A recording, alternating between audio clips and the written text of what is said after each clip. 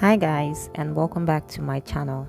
Having a baby or babies is not an entirely risky decision, but let's be honest, it has its own risks.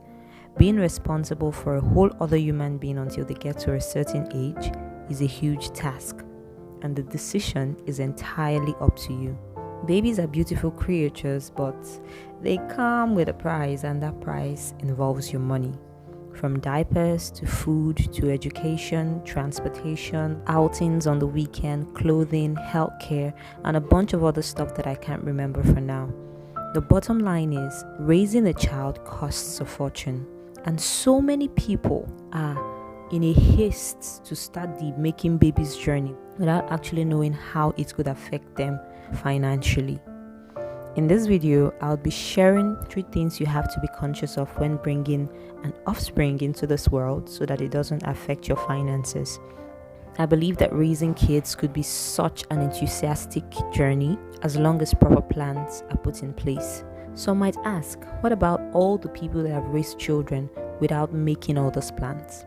Well, respectfully, I'd like you to ask these parents if they are truly happy where they are financially. The first thing is knowing the cost of having a baby. I've seen so many people literally go through 9 months of being heavy with a child without buying any baby stuff. I'm not an expert, but in having a child, you need to know the cost of at least antenatal, cost of childbirth, and postnatal, so that you can work with a budget, even if it's not an exact amount.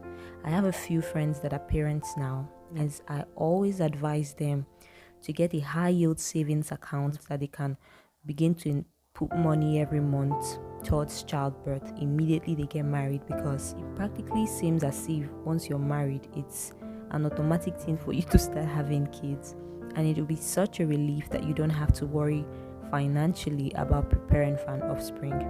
If we do not think about the cost of having a baby, there is a huge tendency of running into bad debts, which is not what we want in this community. Mothers share their perspective or stories about what childbirth costs them, and it ranges from 120,000 to 600k.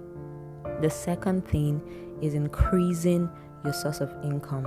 If you're living off of say 250k per month, and you're intending on bringing a child into this world, you need to make that to 50k, 500k at least, because it's from that to 50k that you're paying for your needs, your wants, and it's also from that to 50k that you're investing and saving, I believe. So if you bring in a child into this world without actually having another source of income that would provide for that child, you're automatically going to be touching from your savings or taking money you're supposed to be investing in raising a child.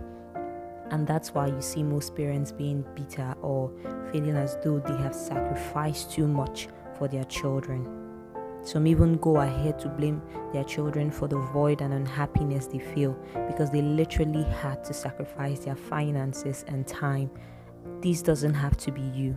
You can correct this by proper planning. The last is knowing for sure how many kids you want in life. Children are blessings from God, but let's be honest, this is something that we can control. As a child, I went to a lot of weddings, and I mean a lot of weddings. I used to attend Mountain of Fire, and if you're a member of that church, you know that sometimes they can do as much as 6 weddings in one Saturday, and most of the times their receptions is in the church premises. So I'm always there with my nylon bag to collect loads of food and all of that. So the point is, I went to a lot of weddings, and one question that the MC asked often in most weddings I went to was, how many kids do you want in life? And I barely heard any couple say anything more than 4.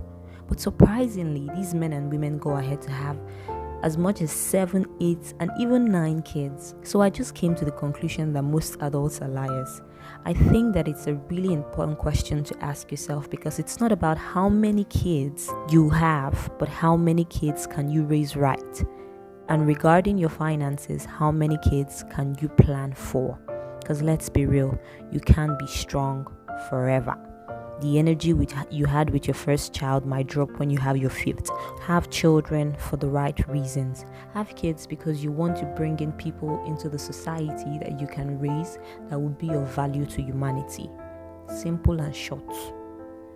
Knowing the number of kids you want help you to plan for them. And by planning, I do not mean mapping out their lives. No, honey, that's God's job. I'm not a fan of I don't want my children to suffer the way I suffered, because that suffering made you wise, made you struggle and be the proud person that you are today. So let them suffer small. It's not a bad thing. So these are the 3 things I want you to look out for when bringing a child into this world, and I bet you that it's going to help you financially. If this is a video you got value from, I'd like you to click on the like button because it will show that you support the channel. Thank you for watching. I'll see you next week.